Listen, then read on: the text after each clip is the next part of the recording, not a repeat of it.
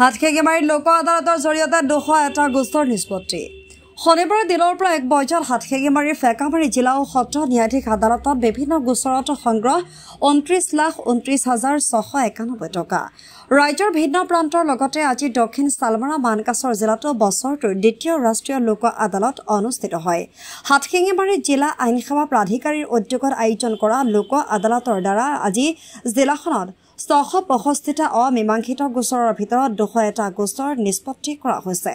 ইয়াৰে অসম শক্তি বিতৰণ কোম্পানী লিমিটেডৰ আৰু বেংকৰ ঋণৰ 134টা গোচৰ মীমাংসা কৰা হৈছে।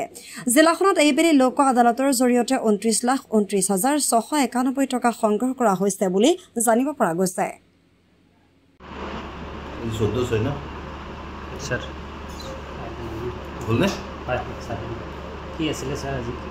আজি নেশ্যনেল লিগেল সাৰ্ভিস অথৰিটিৰ ডাইৰেকশ্যনত সৰ্ব ভাৰতত আজি লোক আদালতৰ দ্বাৰা বিভিন্ন ধৰণৰ গোচৰ নিষ্পত্তিৰ আদেশ ক্ৰমে আমাৰ এই সাউথ চালমাৰা মানকাছা ডিষ্ট্ৰিক্টতো আজি ডিষ্ট্ৰিক্ট এণ্ড ছেছন জাজ এষ্টাব্লিছমেণ্ট আৰু CJM এষ্টাব্লিছমেণ্টে বিভিন্ন ধৰণৰ গোচৰ আজি লোৱা হৈছে। তাৰ উপৰিও প্ৰি লিটিগেশ্যন কিছু বেংকৰ ডিস্পিউট বা APDCLৰ লগত তেনেকুৱা সকলো গোচৰ আজি নিষ্পত্তিৰ কাৰণে ব্যৱস্থা কৰা হৈছিল।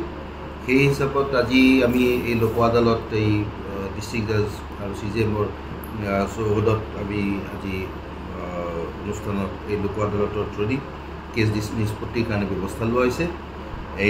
এই পৰ্যন্ত আমাৰ বৰ্তমানো চলি আছে। এই পৰ্যন্ত আমাৰ প্ৰি লিটিগেশ্যন APDCL আৰু বেংকৰ মিলি মোটামুটি 18 লাখ টকাৰ আমাৰ কালেকশ্যন অলৰেডি হৈছে। সেইখিনি গোচৰ আমাৰ নিষ্পত্তি হৈছে।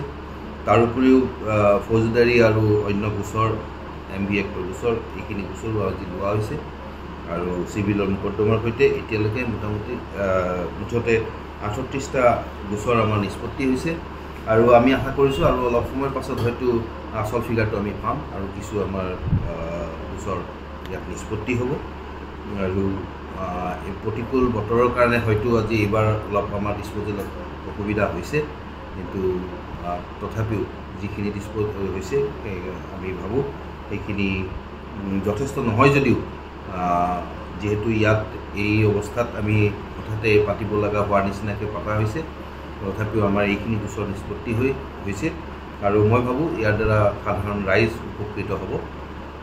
এই আজিৰ আমাৰ লোক আদালতৰ উদ্দেশ্য আছিল আৰু এই উদ্দেশ্যৰে আমি আজি পাতি এইখিনি গোচৰ আমি আজি ইয়াত নিষ্পত্তি হৈছে।